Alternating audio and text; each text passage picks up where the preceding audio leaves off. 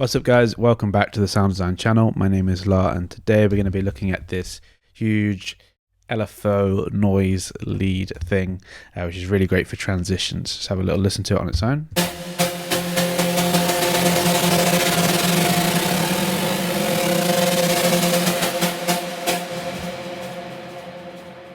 So yeah, you hear this kind of sound a lot in a lot of Afterlife tracks. Let's just listen to it in context.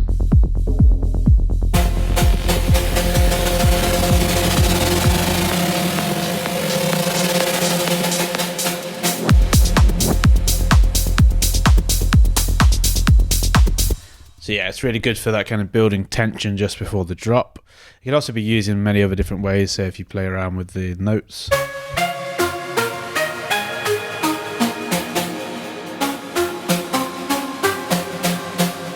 You know, you can play a different melody with it if you want and have it as more of a lead sound. But anyway, let's go into it. So the original preset is taken from the Melodic Techno Academy. Along with a lot of other great presets. So here's a huge list. So if you want to grab that, you don't want to make this from scratch, then just head over to the link in the description, and it's the Melodic Techno Academy. It's this lead called Impress. So to get us started, we do need some MIDI, and I've got it right here.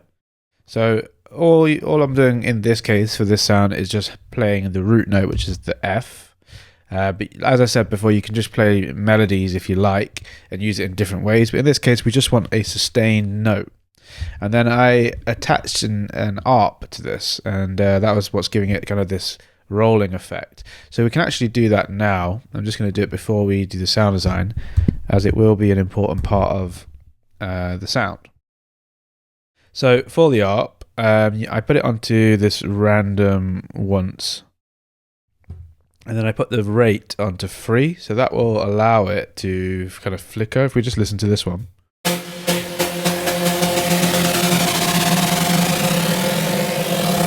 It's basically playing the note continuously, very quickly, and slowing down.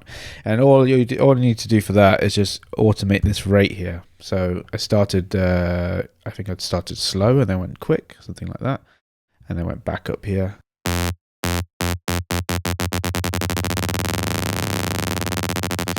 Yeah, like that. Obviously, with the sound sounding nice, it's going to work really well.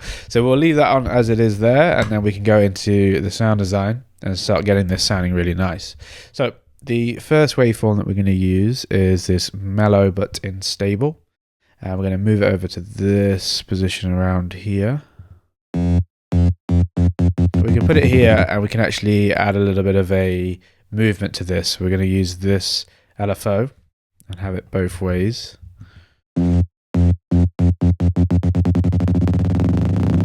So you can see it's really morphing it and moving it around. We're going to put this on 2 voices unison and decrease the detune. We're also going to increase this to a higher octave.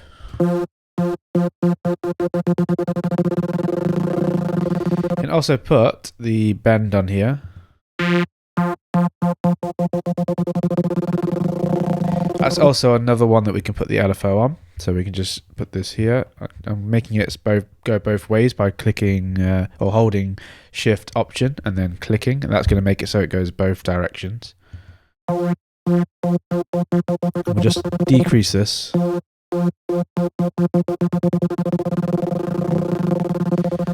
Nice. So it's just this kind of like constantly morphing sound.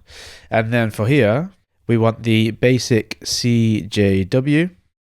And then we're going to put this to around halfway as well. And this is going to morph as well, but we're actually going to morph this with a bit of a different way, LFO. So this one, we're going to have this kind of shape here, and it's going to go very quick. So onto there, and then we can attach that onto here.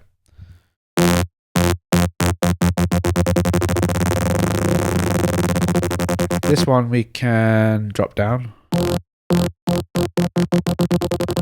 And we can also add 2 voices of unison. Just decrease the detune a bit. So you can hear that it's adding that kind of buzzing sound, which is that's coming from this really fast moving LFO. And then we're going to just add this this morphing of the waveform here. So we're going to just move this.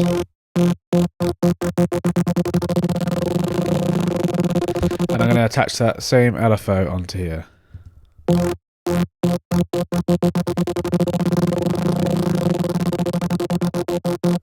Nice. So now we got that really rich tone. Now what we want to do is filter it a little bit. Add a bit of drive. And we're going to filter the noise oscillator that we're going to turn on and add we could use the ARP white. And we can also just change the phase on it. And the random. So that will just be where it's playing on the you can't see the waveform because it's the noise oscillator, but picture it like where it's playing in the noise, so where in the waveform. So we're just changing where that is and it will change randomly. It will just give it a different tonality every time it plays. But with sounds like this, like a subtle noise oscillator, it's not going to really define the sound, so it's okay to have a bit of randomness in there.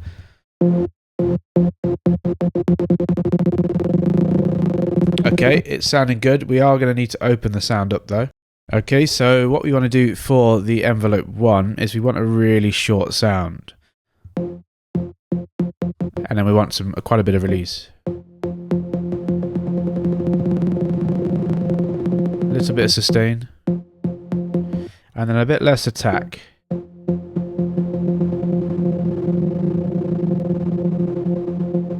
Yeah, that's good. And then we're going to attach a second envelope to the cutoff. And then we're going to shape this. We want this to go just one direction, so we're going to open up the cutoff filter with this one. This we're going to have a little bit of a kind of typical plucky shape. So bring the sustain down a bit less decay, a bit more release. Something like this, can curve it a bit. We don't want to open it that much, just a bit. And a bit less attack.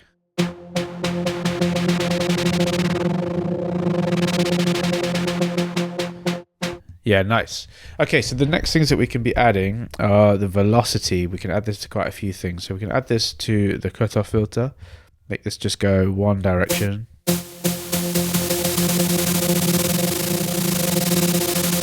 A little bit less.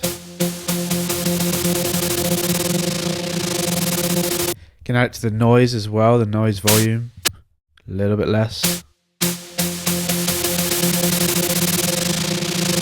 So this sound is very dominated by that white noise.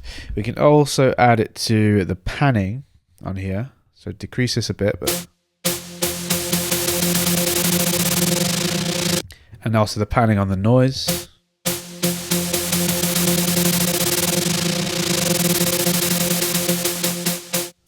Okay, so the sound is almost there. Now we're going to go into the effects and we're going to add this hyper and dimension. So for this, just bring the rate down a little bit. You can increase the mix here and bring this down just a bit.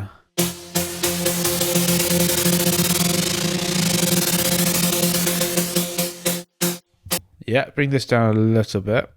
And then we can add a bit of distortion. We're going to put it onto this diode 2. Bring the mix down.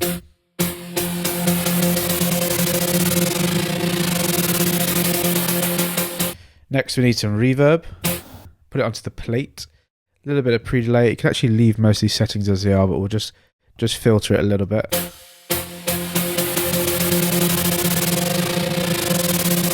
Yeah, nice. And then some delay.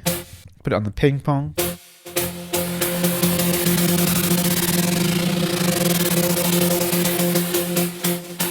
Okay, so the last thing that we're going to do is we're going to assign the modification to the cutoff filter. So we want it so that we can choose how open we want the sound to be just with this one macro here. So just name this cutoff. And then we can just lower the cutoff a little bit. So it could start like this. And then if we want over time, we can increase it.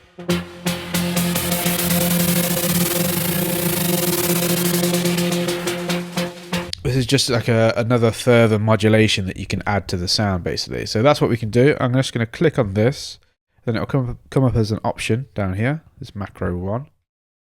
And then we can just open the sound up as it's working through. So we go like this. Just do a little curve.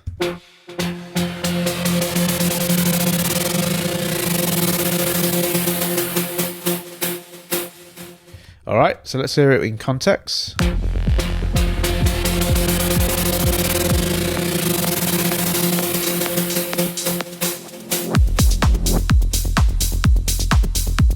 Nice, and you could have more delay or more air going into that drop if you say increase the size on the reverb, or you increase the feedback here, and that way it's kind of going to bleed into that drop. But you might not want that. It's up to you. It's more of a mixing thing, because you might have some elements in here and you don't want it to get in the way. But with that adjustment, it's going to sound like this.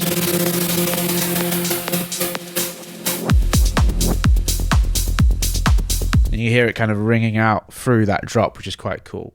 If you want to do any further processing, I would say you can do a bit of EQ. Maybe you don't need the real lows here.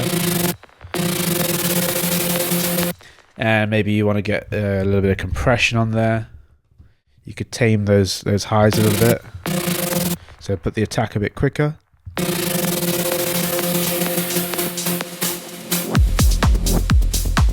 Nice. All right, so that was the sound, guys. I hope you enjoyed that one and you took something from it. Like I said before, if you just want to grab the sound, the link will be down in the description. Cool. Thank you, guys. I'll catch you in the next video.